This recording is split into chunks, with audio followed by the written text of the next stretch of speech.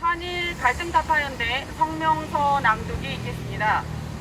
베를린 위안부상 철거 반대 야당 독일 출국 국익 훼손 중단하고 과거사는 국민 토론으로 국회 베를린 평화의 소녀상 지키기 국회의원단 추미애, 전용기, 이재강, 이혜민, 김용만 국회의원은 4일부터 4박 6일 일정으로 독일로 출국했다. 이들은 독일 연방의회 의원, 베를린시, 미테구 등 관계자 면담을 갖고 위안부상 철거 반대 입장을 전달할 예정이라고 한다.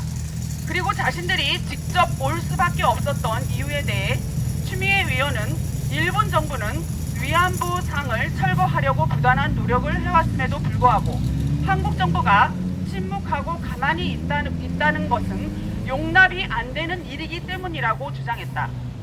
먼저 보도된 명칭에 대해 바로잡을 필요가 있다. 이번 출국자 5명 중에서 4명은 더불어민주당, 1명은 조국혁신당 소속의 야당 의원이다. 따라서 국회의원단이라는 명칭은 이들과 함께하지 않은 여당이 마치 참가한 것 같은 착시를 불러일으키므로 야당 의원단 정도로 불러야 마땅하다. 다음으로 이들이 베를린 위안부상 철거와 관련해 정부가 침묵하고 있다며 미온적인 태도를 규탄하는 행태를 어떻게 볼 것인가 하는 점이다.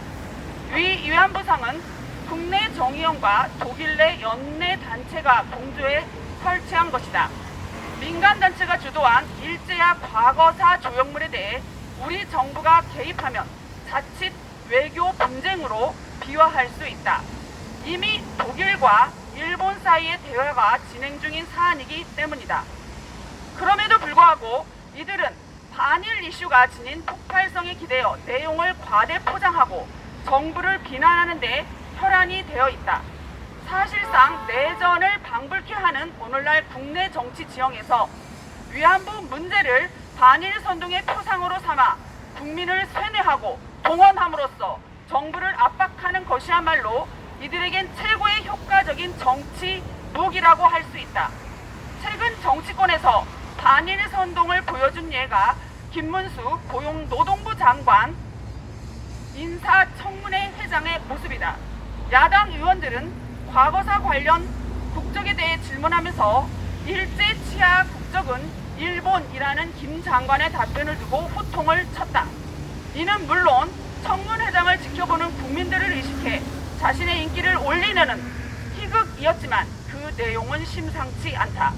일제야 상징적인 임시정부를 실제한 정부처럼 찬양하면서 일제에서 벗어나 국제법적으로 공식 출범한 대한민국 제1공화국을 폄하하는 것은 철진한 국수주의적 광기에 다름 아니다. 우려스러운 것은 야당 의원들의 독일 방문이 국제사회에서 내정 간섭으로 비춰질 가능성이다. 독일 연방의회와 지자체는 위안부상 이슈를 스스로 결정할 권한이 있다. 그리고 판단을 위한 과정에서 이미 내용에 대한 논의가 깊이 진행 중인 것으로 알려지고 있다. 그럼에도 한국의 야당 의원 몇 명이 민간단체와 더불어 대한민국을 대표하는 견해인 것처럼 사안을 침소봉대할 경우 독일과 국제사회의 시선은 곱지 않을 가능성이 높다.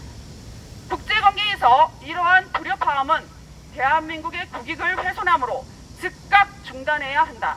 그리고 이에 대한 정부 차원의 대책이 필요하다. 즉, 민간단체가 자의적으로 벌인 일을 정부가 개입하지 말아야 하는 것은 물론 이참에 과거사에 대해 회피할 만한 것이 아니라 김문수 장관 사례처럼 적극 대응해야 한다는 점이다.